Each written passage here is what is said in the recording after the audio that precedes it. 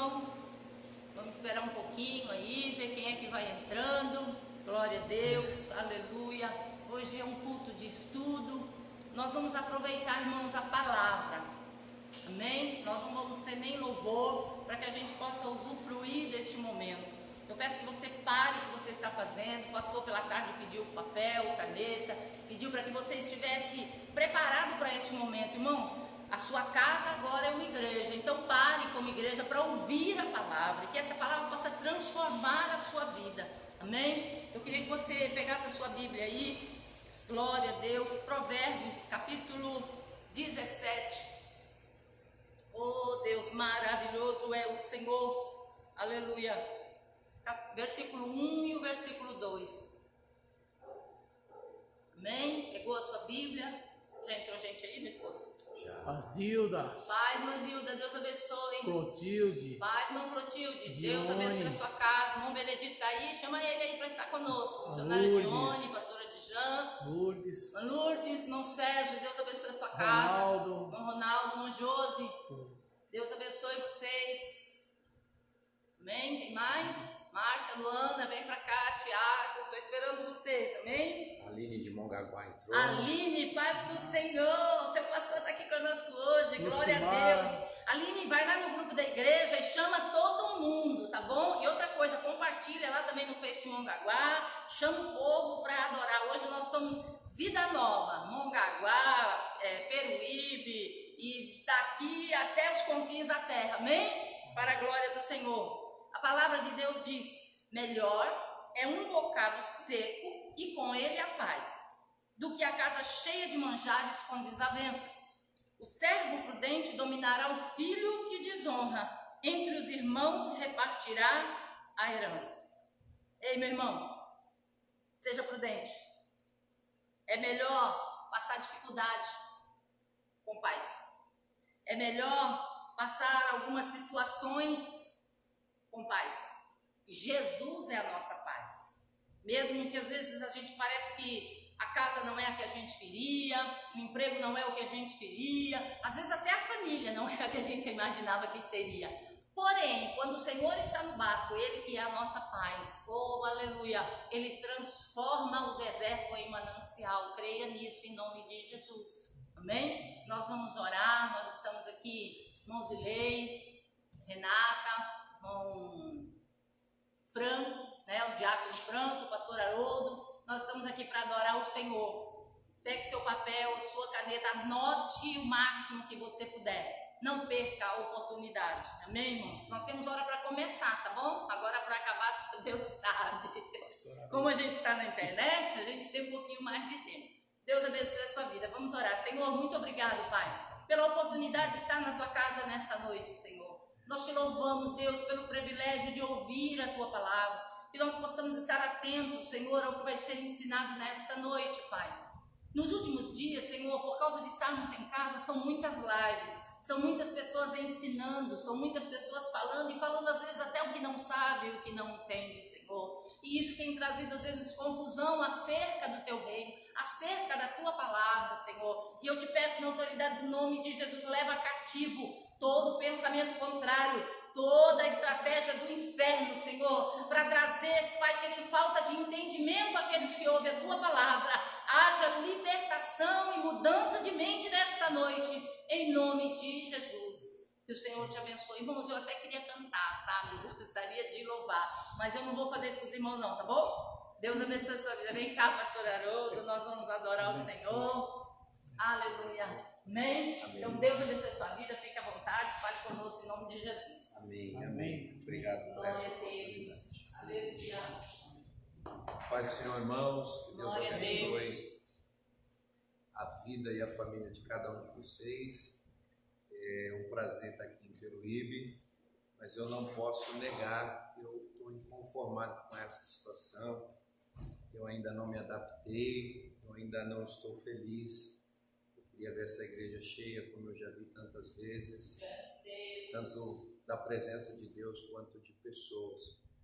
Mas essa é a maneira, a ferramenta que Deus tem permitido com que nos abençoemos, com que nos edifiquemos, buscamos a Deus através dessa maneira, e eu tenho certeza que Deus tem algo a falar com a gente aqui nesse lugar. A pastora Sandra, né, é uma amiga, é um exemplo para a gente. Ela pediu para que eu pudesse falar sobre o arrebatamento, e verdade seja dita, o arrebatamento tem sido muito comentado, né, tanto dentro quanto fora da igreja nesses últimos dias.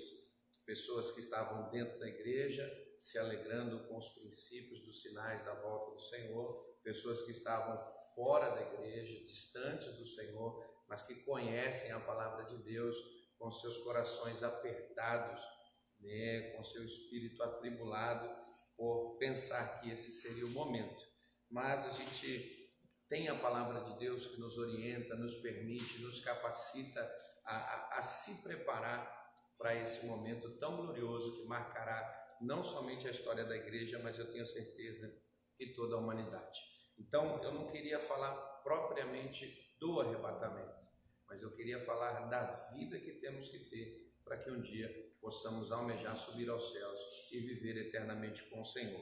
O pastor amigo meu diz que aquele que não deseja ser morada de Deus na terra, certamente não estará na morada de Deus no céu, na presença dele. Então a gente precisa trazer para a nossa vida tudo aquilo que é necessário, tudo aquilo que é importante para que tenhamos essa comunhão com o Senhor e a nossa vida seja abençoada aqui, para um dia morarmos lá.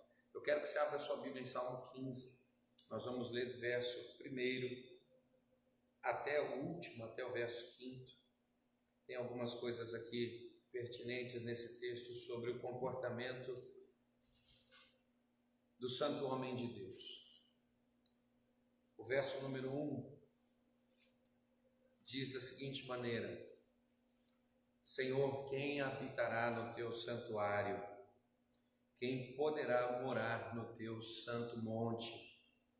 Aquele que é íntegro em sua conduta e pratica o que é justo, que de coração fala a verdade e não usa a língua para difamar, que nenhum mal faz ao seu semelhante e não lança calúnia contra o seu próximo, que rejeita quem merece desprezo, mas honra os que temem ao Senhor, que mantém a sua palavra mesmo quando sai prejudicado, que não empresta o seu dinheiro visando lucro, nem aceita suborno contra o inocente.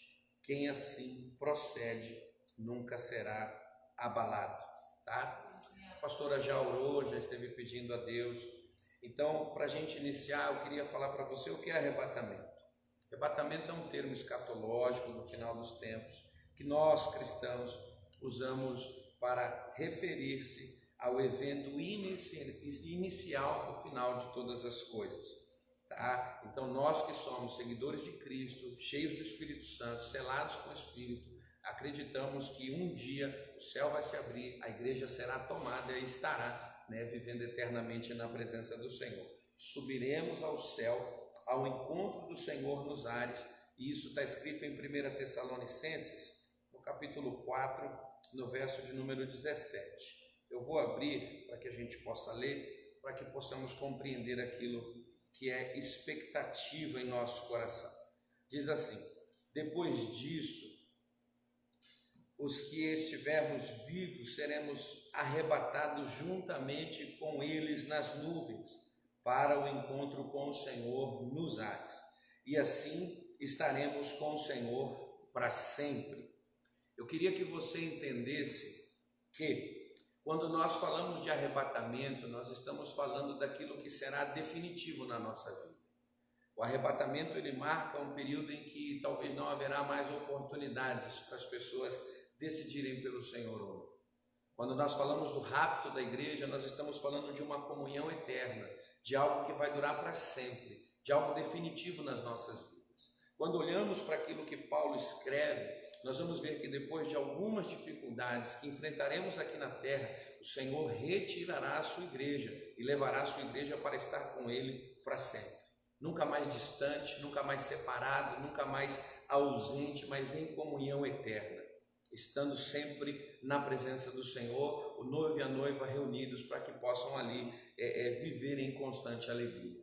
Quando nós olhamos para o Salmo de número 15, nós vamos perceber que o salmista, ele tem um questionamento. E o questionamento do salmista é: quem vai habitar no santuário de Deus? Quem poderá morar no teu santo monte? Certamente o salmista é alguém que conhece a Deus, é alguém que sabe quem Deus é alguém que tem conhecimento da palavra do Senhor, que está inspirado pelo Espírito Santo, não podemos esquecer disso, mas que o seu coração ainda clama com essa curiosidade: quem é que vai ter esse direito, quem vai ter esse acesso, quem vai ter essa possibilidade de viver eternamente na presença do Senhor? Bom, nós precisamos entender que morar no santuário ou permanecer no Santo Monte também está se referindo a algo definitivo, a uma comunhão eterna, a algo que vai durar para sempre. Não podemos de maneira nenhuma esquecer-nos que aquilo que Deus vai fazer com sua igreja será definitivo, não vai haver alteração, será algo que vai acontecer e se manifestará para sempre. Pensando dessa maneira, nós precisamos entender o que é comunhão. Nós precisamos compreender o que é viver em harmonia, o que é esse estar junto. E a comunhão, ela é a sintonia de sentimentos. Então nós percebemos que os sentimentos precisam estar harmoniosamente ligados para que a gente possa dizer: existe comunhão. Uma igreja que tem dois tipos de pensamentos, uma igreja que não tem concordância, não é uma igreja em comunhão. Assim também é a nossa vida com Deus. Se nós não estivermos ligados, em sintonia com os nossos sentimentos, não estamos tendo uma vida de comunhão com o Senhor. Assim também é dentro da nossa casa. Se na nossa casa tiver variáveis de pensamentos, variáveis de caminhos, de direções a seguir, não existe comunhão. E onde não tem comunhão, tem conflito, tem guerra, tem discussão, tem contenda. Então, para que a gente possa andar junto, é necessário haver uma sintonia entre os nossos sentimentos. E esses sentimentos, eles estão divididos em três: pensar, sentir e agir. Pensar, sentir e agir. Quando estamos falando de comunhão com Deus, precisamos entender que essa sintonia vai envolver esses três comportamentos: pensar como o Senhor, sentir como o Senhor e também agir como o Senhor agiria. Eu quero que você entenda, e eu vou deixar isso aqui bem dividido para você compreender. O que é pensar? Pensar é ter como intenção, são as intenções do nosso coração. É aquilo que passa no nosso entendimento, na nossa mente. Uma vez eu vi um jovem trazer uma palavra e ele falava sobre aquilo que povoa o nosso pensamento, aquilo que domina a nossa mente. Quando nós falamos em ter comunhão com Deus, nós precisamos pensar naquilo que Deus pensa. E nós temos várias palavras que vão mostrar que o nosso pensamento não tem que estar aqui, fixado nas coisas terrenas, porque tudo aquilo que é terreno traz a nós orgulho, vaidade, soberba, e esses são sentimentos que nos impedem de estarmos juntos em comunhão com os nossos irmãos. Então, quando nós falamos da comunhão com Deus, pensar como Deus pensa, isso vai resultar numa maneira harmoniosa de eu viver com as pessoas que estão próximo de mim na terra. O que é pensar, pastor? Pensar é procurar lembrar-se, imaginar, é colocar a nossa mente, o nosso cérebro para funcionar. Tá? Imaginar como é, pensar nas coisas que são de cima, nas coisas que são no alto, nas coisas que são de Deus, é procurar lembrar-se. Isso é pensar. Precisamos trazer para a nossa vida, se queremos um dia morar no céu, estar definitivamente na presença do Senhor, pensar nas coisas que Deus pensa. Fazer com que a nossa mente trabalhe, imagine aquilo que o Senhor tem preparado para nós. Mas pastor, olho não viu, ouvido não ouviu, não desceu ao coração de ninguém, mas isso também não impede com que nós tenhamos a possibilidade de imaginar aquilo que Deus tem preparado para a gente. Jesus, ele é claro quando ele diz que ele está indo preparar um lugar. Que lugar é esse? O que vai ter lá? Como será? Como será a nossa vida naquele lugar? Então, quando nós estamos falando de ter comunhão com Deus, também é pensar o que o Senhor está preparando para mim quando ele me levar para a sua presença. O que o Senhor está preparando para a minha família, quando definitivamente eu estiver vivendo a vida de um salvo, não na terra, mas no céu. Então essa sintonia de pensamento, ela é extremamente importante para a nossa vida. Precisamos alinhar os nossos pensamentos com os pensamentos de Deus. Precisamos pensar na nossa vida da maneira que Deus pensa para nós. E eu queria ler um texto com você. Eu vou ler muitos textos, mas eu queria que você abrisse a sua Bíblia agora em Hebreus capítulo 3.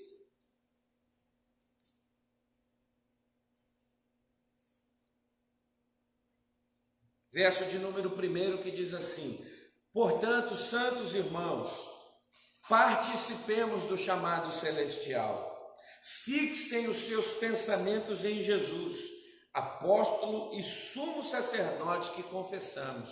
A carta aos Hebreus está mostrando que nós já confessamos Cristo. São pessoas que estão na terra recebendo uma orientação, e a palavra que vem direcionada para elas é: fixem o seu pensamento em Jesus.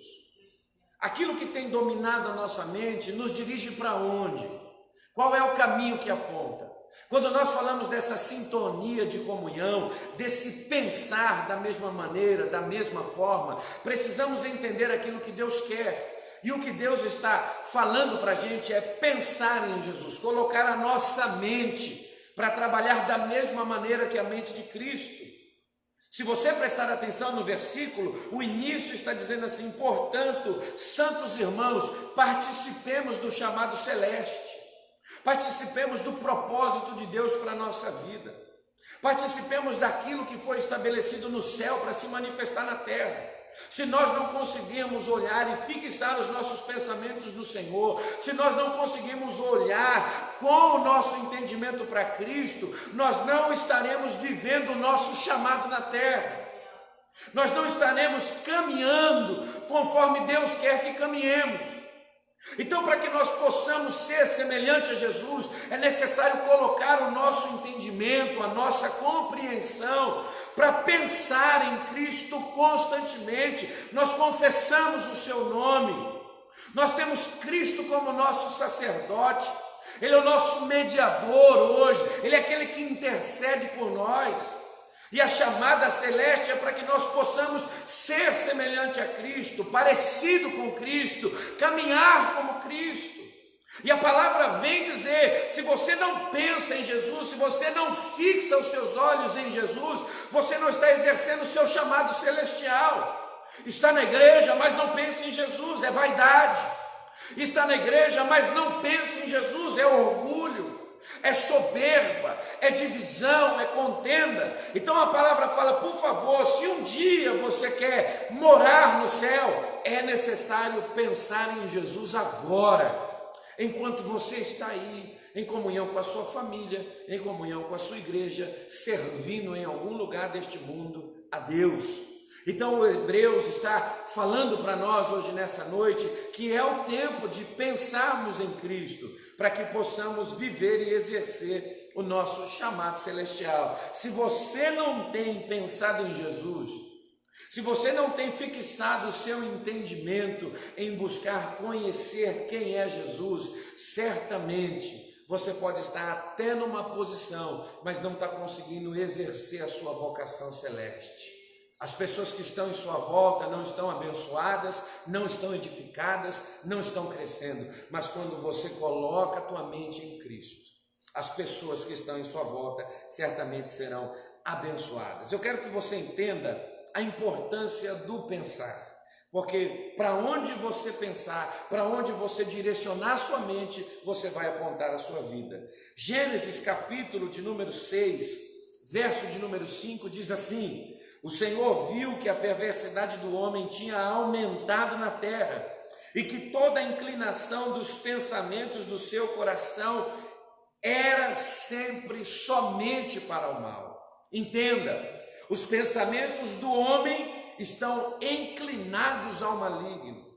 Sempre quando a nossa mente não está dominada pelas coisas de Deus, sempre quando a nossa mente não está dominada pelas coisas que são do alto, pelas coisas que são de Deus para a nossa vida, estaremos inclinados para o mal. Para onde você pensa, você aponta a sua vida, você dirige os seus passos. Gênesis 6 vai mostrar um tempo em que Deus está cansado das práticas perversas do homem. Só que toda a origem de perversidade está na mente. Toda a origem de malignidade está na mente. A partir do momento que eu não fixo meu pensamento no Senhor, a minha mente vai se perder, será como um barco à deriva, sem direção. Tudo é prazeroso, tudo é bom, tudo é agradável. A mentira se torna boa, o pecado ele se torna prazeroso, e isso não é aquilo que Deus tem preparado para os seus. Por isso que o Senhor está nos chamando, se queremos um dia ir para a glória, para que nós possamos ter uma sintonia de sentimentos com Deus. É para pensar naquilo que Deus tem para a tua vida, não é para permitir o seu pensamento estar inclinado para o mal. Porque inclinado para o mal, a tua casa não é abençoada, teu casamento tem problemas, seus filhos não crescem orientados por Deus. Mas quando a sua mente está voltada para as coisas do reino, pode ter certeza que o teu casamento, além de abençoado, será uma união abençoadora, servirá de exemplo para outras pessoas, para outras famílias, porque Deus não tem um propósito apenas para mim, Deus tem um propósito para a minha casa, para a minha família. Não existe um chamado apenas para o Haroldo, mas existe um chamado para a família do Haroldo, para a família da Carla, para os nossos filhos. Então, se eu permitir com que a minha mente seja tomada por qualquer coisa, eu estou caminhando para o abismo. Deus quer livrar você da perdição. Deus quer livrar a tua casa da desgraça. Deus quer livrar a tua igreja dos falatórios profanos, vis, das mentiras que corroem a vida das pessoas. Porque a partir do momento que você não pensar naquilo que Deus tem para a sua vida, certamente você não estará abençoando a vida de pessoas. Deus quer livrar você hoje nessa noite, Deus quer livrar a tua família hoje nessa noite, Deus quer abençoar a sua vida para a glória do seu nome. Eu leio Salmos de número 10.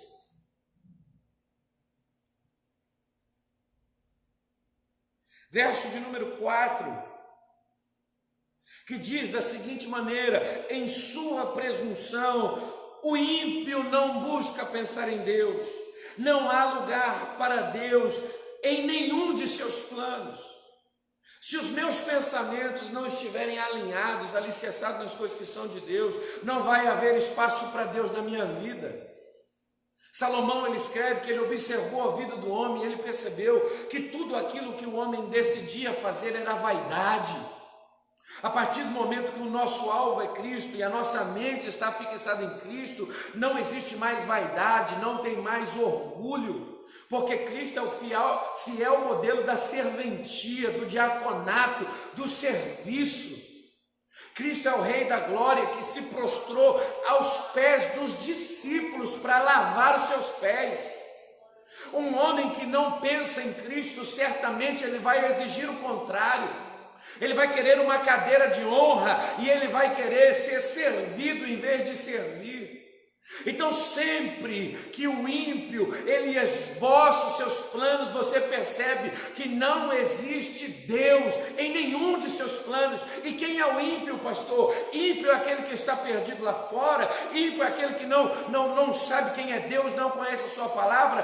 Pelo contrário, ímpio é aquele que conhece a verdade, mas não a pratica. Ímpio é aquele que sabe quem é Deus, mas não segue os seus passos.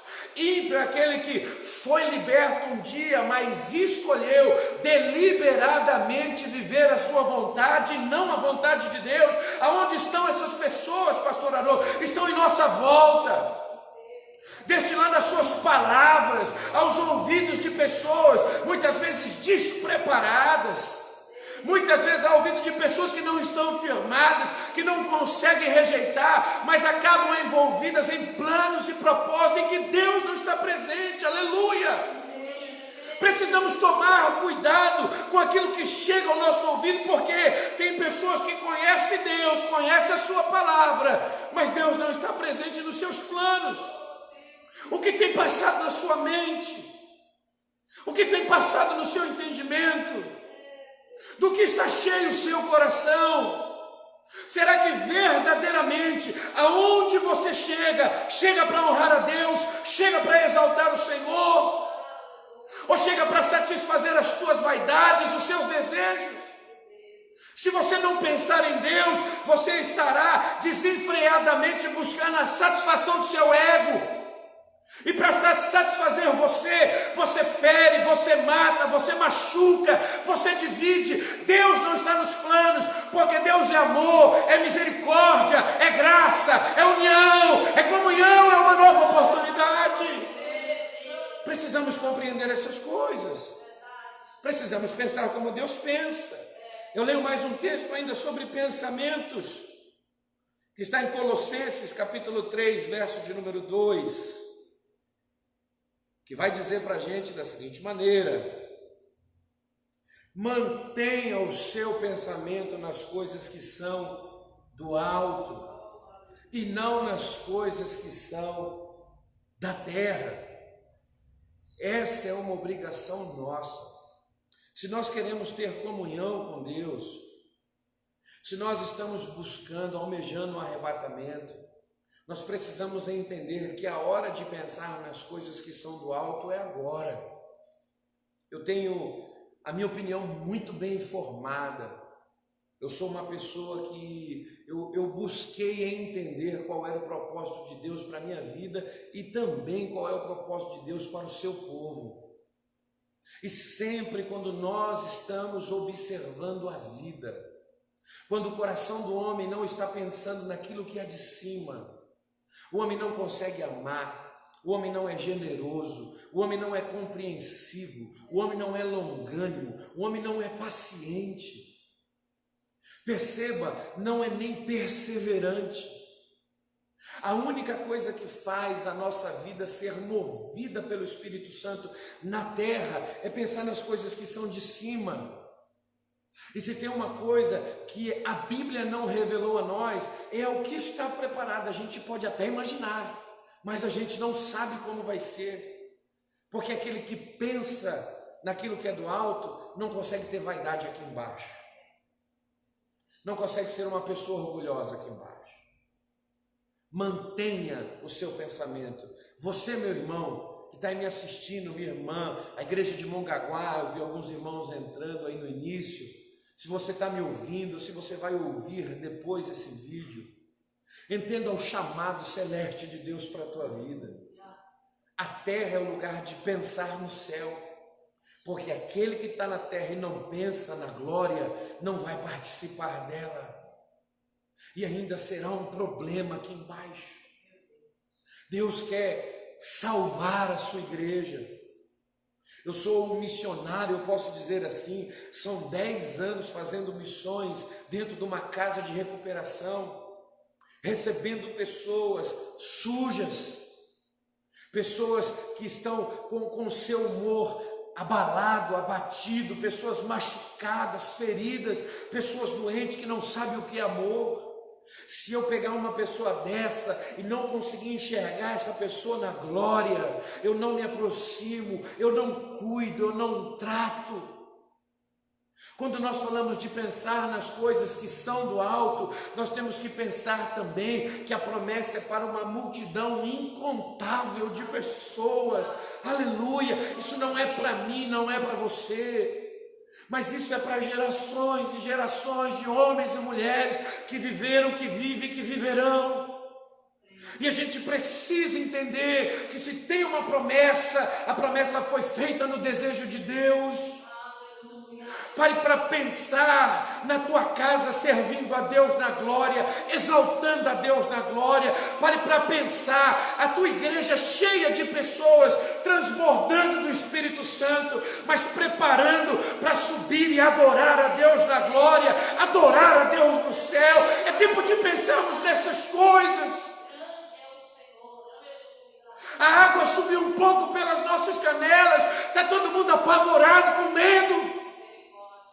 São quantas notícias na internet que chegam aos nossos olhos, aos nossos ouvidos, que tem trago perturbação para a nossa vida.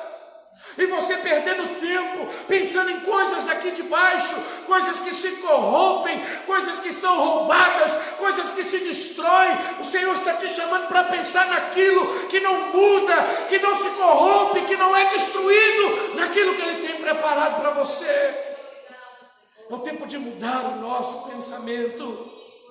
É tempo de pensar naquilo que verdadeiramente a mão de Deus está fazendo para a nossa vida. A vontade de Deus, ela é boa, ela é perfeita e ela é agradável. E Deus está pedindo para você pensar naquilo que Ele tem preparado para você e para a sua família. É tempo de mudar a nossa concepção de entendimento. É tempo de mudar algumas coisas dentro da nossa mente. Porque é a partir da nossa mente que procede todas as saídas da vida.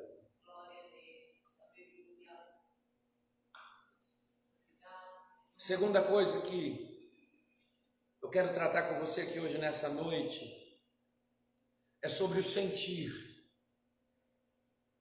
E sentir é, primeiro, ter capacidade de percepção. Existem muitas pessoas que estão despercebidas em nosso meio. Despercebidas mesmo, que não conseguem enxergar o que fazem para si e não estão conseguindo enxergar como se comportam com os outros. Se eu sentir aquilo que Deus sente, se eu ter o mesmo sentimento de Cristo, haja em vós o mesmo sentimento que houve em Cristo, certamente a minha vida aqui na terra será um pouco melhor. E certamente eu estarei me preparando para subir ao céu no arrebatamento e viver eternamente na presença do Senhor. O que é sentir, pastor? É deixar-se impressionar por. Preste atenção o que é sentir. Primeiro, é a capacidade de perceber. Segundo, é a permissão de se impressionar. O que enche os seus olhos? Estamos falando de uma comunhão com Deus na terra para poder viver eternamente em comunhão com Deus. É uma sintonia de sentimentos entre nós e o Criador. E a gente percebe que esse sentir está associado àquilo que a gente enxerga, aquilo que enche os nossos olhos, aquilo que verdadeiramente impressiona a nossa vida.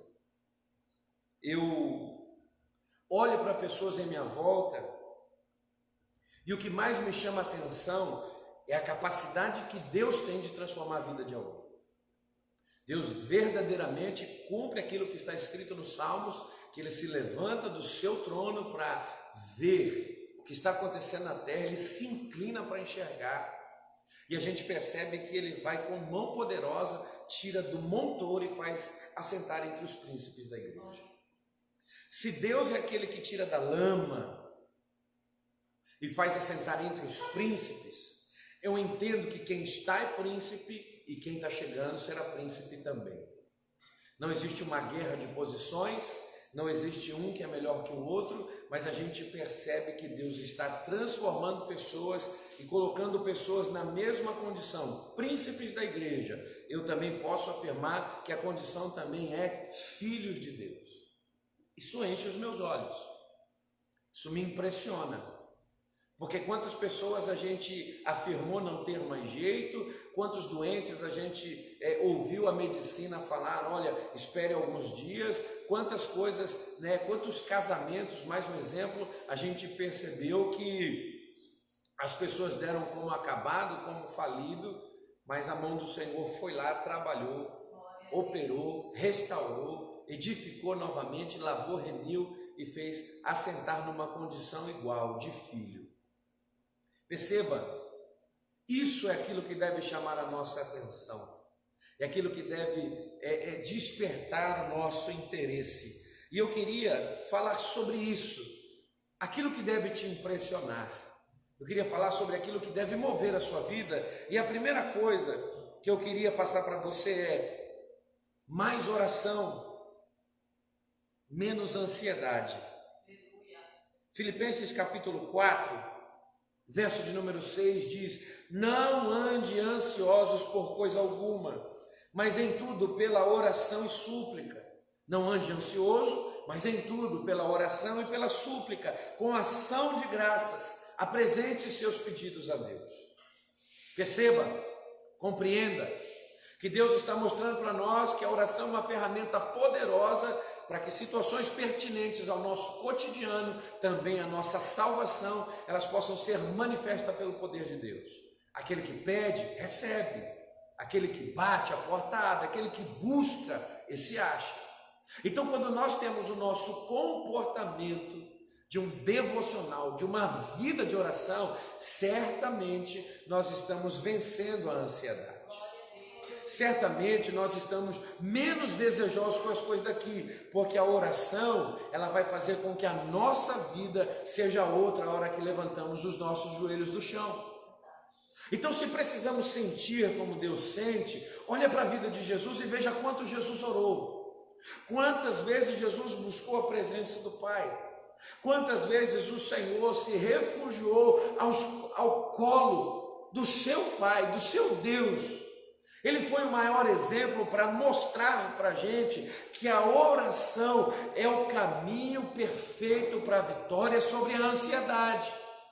Olhamos para a igreja hoje e vemos pessoas desapercebidas dos sinais de Deus, das maravilhas do Senhor, pessoas desapercebidas da palavra profética, pessoas desapercebidas da palavra rema, pessoas que estão desapercebidas da orientação dos seus líderes. Hoje o ensinamento de um líder, ele não enche mais o coração de alguém que está sentado na igreja. Hoje o coração de um membro, ele não consegue mais se admirar de alguém que está lá. E por que isso? Isso é ansiedade de ser como, de fazer melhor, de ocupar a posição. Mas eu não vejo Deus fazer diferenciação entre posições. Existem ministérios que se diferenciam, mas a posição é a mesma. Todo mundo é filho. E nessa ansiedade de um ser melhor ou fazer mais que o outro, a gente percebe que isso é resultado de uma vida fraca de oração.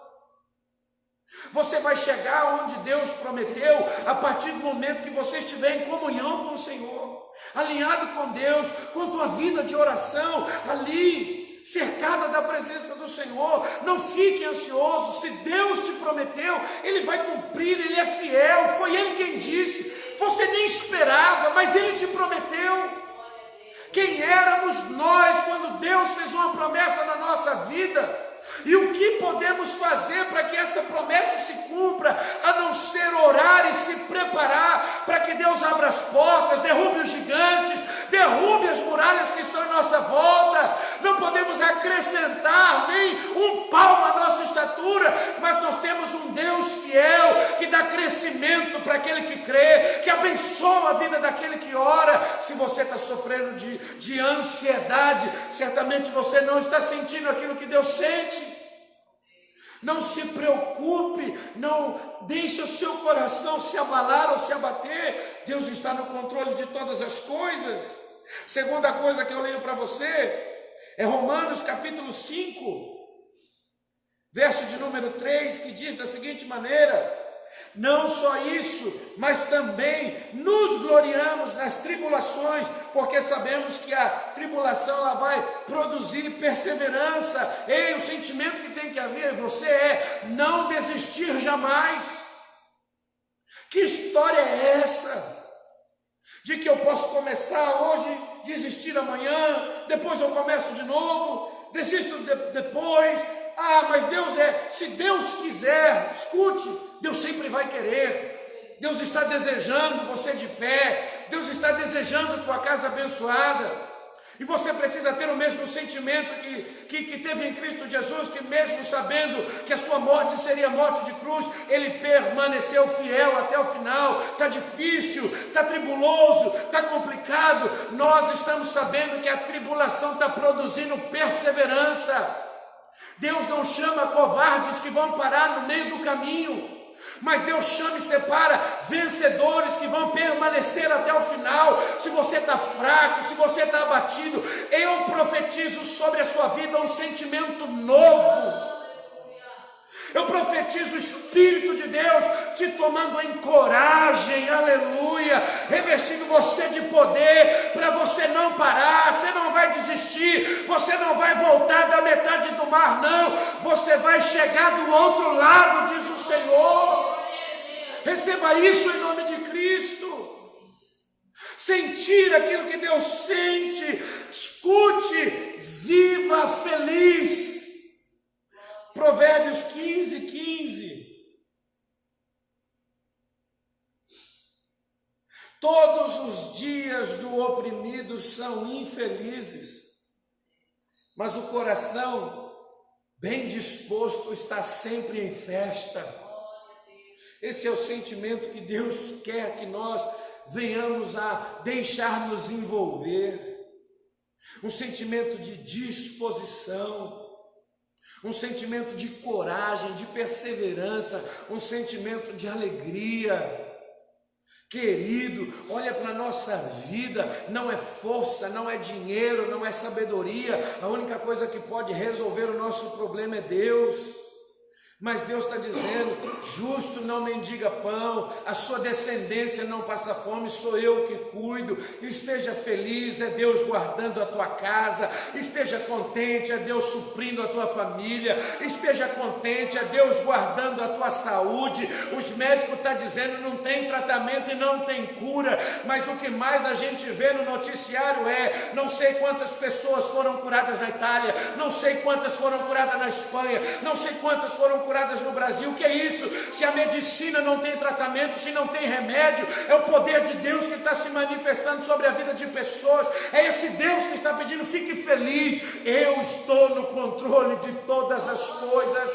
Deus está pedindo para você se sentir seguro, como seguro Ele está no seu trono, inabalável, inatingível, indestrutível, invencível. Esse é o Deus que você serve. Esse é o Deus que te chamou, esse é o Deus que te separou para a glória do seu nome bendito. Adore o nome de Jesus aí aonde você está. Eu estou contando, essa igreja está cheia, eu estou sentindo a presença de Deus. Levanta a tua mão para adorar o nome de Jesus aí, abre a tua boca para exaltar a Deus. Fique feliz porque Deus está no controle. Deus está guardando a tua vida, a tua casa, a tua família. Olha o sentimento de Deus. Salmo 121, oh aleluia. Verso de número 2.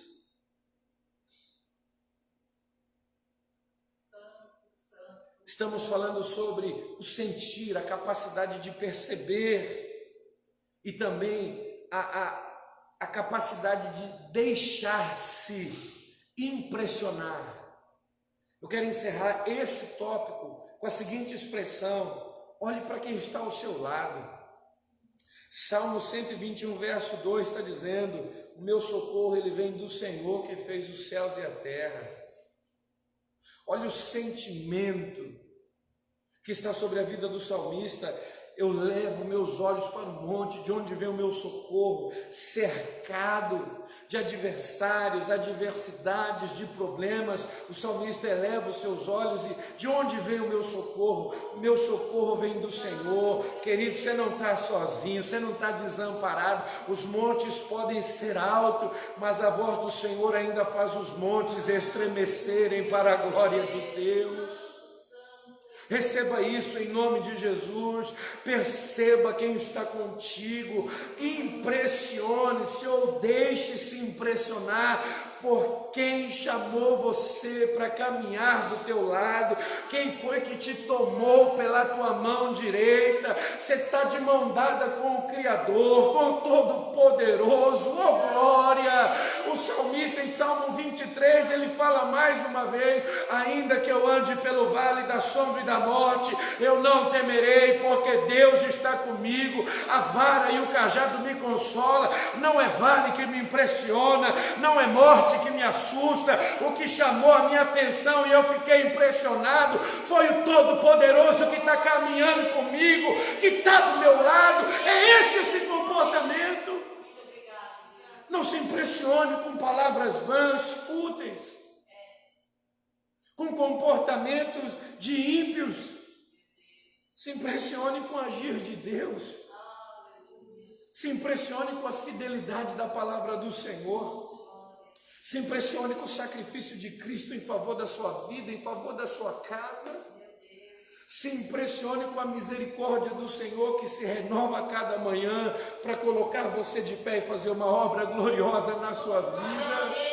Se impressione com o pão vivo que desceu do céu para alimentar você. Se impressione com a fonte de água viva que quer tirar a sede do sedento. Se impressione com aquele que até o inferno obedece quando ouve sua voz. Se impressione com aquele que é o Criador do céu, da terra e dos mares. Se impressione com aquele que ama tanto você a ponto de entregar a sua própria vida para ter você na sua presença. É isso que deve chamar a sua atenção. Se você viver na terra e não se impressionar com Deus Todo-Poderoso, certamente você não participará do arrebatamento em glória. Deus não quer ver você com tantas ministrações e tantas palavras que você tem participado. Deus não te chamou para ser um telespectador. Deus te chamou para ser participante. Deus não quer que você assista a salvação da igreja, mas Deus quer que você seja um dos salvos da noiva do Cordeiro de Deus. Aleluia. Sintonia de sentimentos. Terceiro tópico é o agir, tomar providências, atuar e fazer.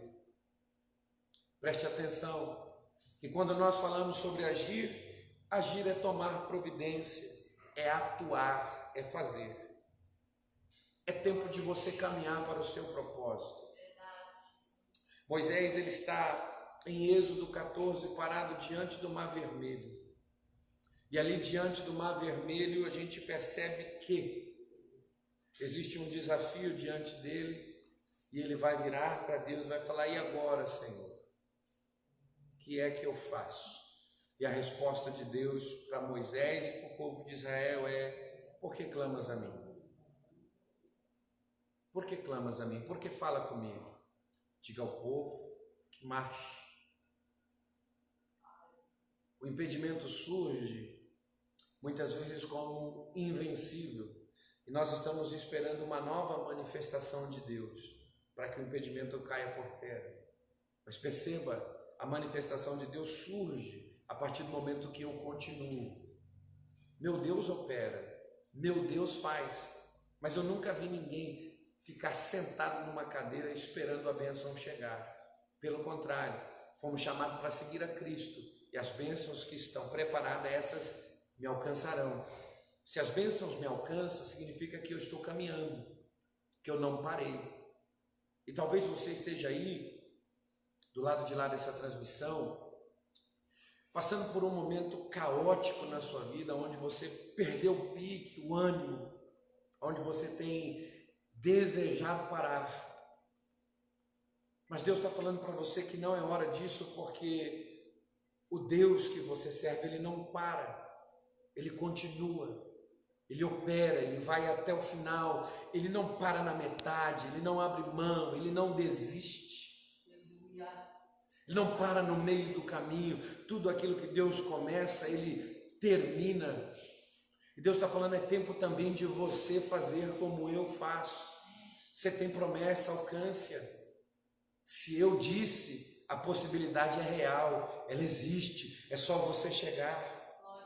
Quando Moisés toca nas águas com o cajado, quando Moisés age, Deus faz o milagre. Tem um milagre para acontecer na sua vida. Tem algo da parte de Deus para se manifestar na sua casa, para acontecer sobre os seus. Deus está falando, se comporte como eu me comporto. Eu estou fazendo, eu estou trabalhando, eu estou operando. Deus está falando, trabalhe, busque, alcance, vença. Veja Gideão malhando trigo no lagar. E a palavra de Deus é contigo, varão valoroso. O que é que está fazendo o Gideão ter valor naquele momento, cativo, oprimido? É o não parar, mas é o estar fazendo, agindo, estar se levantando para atuar, para fazer alguma coisa. Deus vê valor nisso. Deus valoriza pessoas que trabalham, que se esforçam, que não abrem mão, que não desiste, que não para. As coisas ficou complicada. Deus está falando: continue, eu sou contigo. A nossa comunhão se baseia nisso. Nossa sintonia de sentimento é isso. Eu não paro, eu não abro mão de você nem por um minuto. Deus está falando para você não abrir mão dele também, não abrir mão da sua palavra, daquilo que ele tem prometido para você. Se você se comportar dessa maneira, a sua vida será revolucionada pelo agir de Deus. Se 2020 tem sido um ano caótico até aqui, eu me lembro o ano de 2019, caiu o avião com esporte, morreu o jornalista. Que chegue 2020 logo, porque está muito difícil 2019, 2020 chegou de uma maneira pior, mas Deus está dizendo que você pode ser mais forte nesse momento. O tempo pode ser de crise para quem está perdido, mas quem está em Cristo tem uma oportunidade de se sobressair nessa hora. Quem está em Cristo tem uma oportunidade da parte de Deus nesse momento. O gigante Golias está afrontando o exército de Israel. Presta atenção, é momento de caos, é momento de crise, mas está vindo alguém que se comporta como Deus. Quando tem uma dificuldade, ele age. Quando tem um problema, ele opera, ele atua, ele faz. Quem é esse incircunciso para afrontar assim o exército do Deus vivo? É crise para todo mundo, mas para quem está em Cristo é oportunidade. Tem uma oportunidade de Deus para a tua vida nesse momento. Aonde está todo mundo de mão atada, ninguém sabe o que fazer. Tem uma oportunidade de Deus para você. É nesse momento de crise que a porta da tua promessa se abre. É nesse momento de crise que a porta do teu milagre se abre. É nesse momento de crise onde todo mundo está pensando na queda. Deus vai levantar você com vitória. Deus vai levantar você com triunfo. É a garantia da palavra de Deus. Eu quero encerrar e quero voltar no Salmo 15, que diz para a gente da seguinte maneira: Senhor, quem é que vai habitar no teu santuário?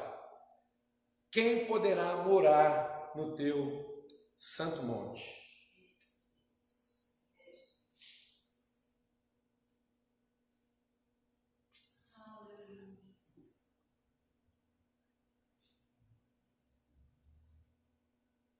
Verso de número 2, ele diz: aquele que é íntegro, e eu queria falar só sobre essa questão da integridade.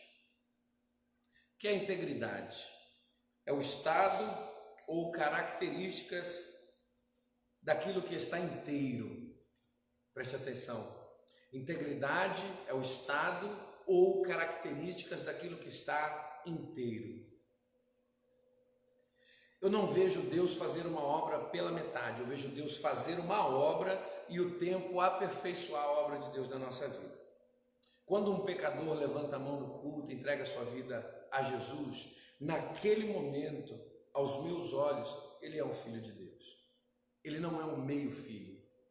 Ele não é alguém que levantou a mão para a gente ver, pastora Sandra, se ele vai dar certo ou não. Para mim, ele é filho naquele momento. Levantou a mão, confessou Jesus, o Espírito ao qual clamamos, ama Pai, esse nos toma. Então, a partir daquele momento, somos filhos inteiros de Deus. Somos filhos do Senhor. Somos homens e mulheres que estamos na presença do Senhor. E aí a gente percebe que quem vai para o céu é quem está inteiro, é quem é completo. Meio filho não vai ir para o arrebatamento. Então, nós precisamos compreender que ser íntegro é não estar pela metade. Ser íntegro, mas é o meu completo estar nas mãos de Deus. Mente, coração, Tudo aquilo que envolve a minha vida está na mão do Senhor. O que é ser íntegro? É aquele que não sofreu nenhum tipo de diminuição. Eu acho interessante que Deus fala que você é eleito, escolhido, povo adquirido, sacerdócio real, mas você para em palavras que não veio da parte de Deus. O que Deus fala te faz inteiro, mas sempre tem alguém no nosso caminho para tentar nos diminuir, ou para tentar deixar pela metade aquilo que Deus está fazendo. Se eu quero ser parte do povo que vai ser arrebatado, eu preciso colocar no meu coração que é tempo de eu guardar a minha vida daquilo que quer me diminuir em relação àquilo que Deus diz que eu sou. Se Deus te falou, filho é filho, este é o meu filho amado. Eu imagino Deus enchendo a boca no céu para a sua voz chegar na terra, para todo mundo ouvir. Aí aparece um diabo no meio do caminho para dizer, será que você é mesmo? Eu não tenho essa certeza. O não ter certeza é falta de totalidade, de plenitude, é tentar tirar as características daquilo que é completo. Deus disse, é meu filho, não vou ver se vai ser meu filho, eu afirmo que já é, mas sempre aparece alguém no nosso caminho, na nossa história, para tentar diminuir aquilo que Deus está fazendo. E eu quero, em nome de Jesus, porque eu sei que você vai para a glória, que você vai viver esse arrebatamento. Eu quero repreender hoje tudo aquilo que te diminui, tudo aquilo que tira a sua interiedade, tudo aquilo que luta para tirar de você a plenitude do propósito de Deus. Você é salvo, escolhido, chamado, mas as adversidades e também os adversários estão se opondo quanto àquilo que Deus está dizendo. Eu encerro com o texto de Coríntios, 2 Coríntios capítulo 5, verso 17, que diz, aquele que está em Cristo é uma nova criatura. Se não é uma nova criatura, não está em Cristo. Se é uma nova criatura, as coisas velhas se passaram. Se o velho ainda está presente, o novo ainda não se manifestou. Perceba, não tem meio novo, não. Ou é novidade de vida, ou são palavras de bênção, ou são atos de justiça, ou são palavras de mentira, ou são obras de discórdia. E o Senhor está falando, quem vem para a minha presença é quem teve uma vida plena na terra, que aonde quer que colocou os pés, espelhou a minha glória, que aonde abriu a sua boca, expressou meus atributos, que aonde estendeu a sua mão, manifestou o meu amor, a minha justiça. Então isso é ser íntegro, é ser completo e pleno em Deus. É o que está escrito em Efésios 4, que está dizendo, se vista do novo homem formado em Cristo, abra mão da velha criatura, aquele que roubava não roube mais, o que mentia não minta mais, o que defamava não difama mais. Comportamentos novos, atitudes novas, uma pessoa plena e abençoada por Deus. Se você quer ir para a glória, é o tempo de sintonizar os teus sentimentos com os sentimentos do Senhor. É tempo de pensar, sentir e agir. Somente tendo esses 3 comportamentos na nossa vida é que a gente vai ter uma vida íntegra na terra. E eu sei que é somente íntegro na terra que um dia eu vou morar no céu. Eu sei que os dias não são bons. Eu sei que as coisas estão difíceis para todos nós. Mas eu tenho certeza que Deus tem algo muito melhor preparado para todos nós. Eu espero em nome de Jesus, porque essa palavra tenha abençoado sua vida. Eu espero em nome de Jesus, com que essa palavra tenha abençoado a sua casa, a sua família. Eu espero que tudo aquilo que te faz ser pela metade seja destruído nessa hora, e que o Espírito de Deus que te completa, que te preenche, que te renova, esse Espírito ele venha tomar conta da sua vida. Que o Espírito de Cristo venha revestir você de poder. É tempo da nossa vida parecer cada vez mais com a vida de Jesus. Pastora Sandra, eu posso orar por esses irmãos? Eu quero orar pela vida de vocês. Não, depois a senhora ora por esses daí. Eu vou orar aqui agora por esses que estão ouvindo. Esses pediram agora? Chegou aqui uns pedidos de oração. A Andréia, que subiu para São Paulo com o marido para ver um serviço. Que coisa boa! Como é bom poder saber que tem alguém vendo um serviço nesses dias. O Marcos Henrique está pedindo oração pelo seu casamento. Eu queria também pedir oração aqui, se a pastora permite, pela Casa de Recuperação de Volta à Vida. Eu queria pedir com que você pudesse também apresentar aquela instituição a Deus, apresentar cada uma das vidas que estão ali, para que Deus continue fazendo a obra. Ele tem cuidado de nós, que Ele continue fazendo a sua obra. Eu quero orar por você. Aonde você estiver, feche os seus olhos, coloque a sua mão no coração. Eu quero orar pela sua vida. Deus, em nome de Jesus, alcance a vida dos meus irmãos, ó Pai, com essa palavra.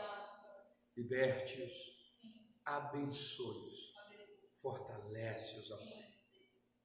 Tenho certeza que todos aqueles que me ouviram e aqueles que vão ouvir essa mensagem são pessoas, ó Deus, que almejam algo maior que a terra tem a oferecer. São pessoas que almejam a eternidade em Tua presença.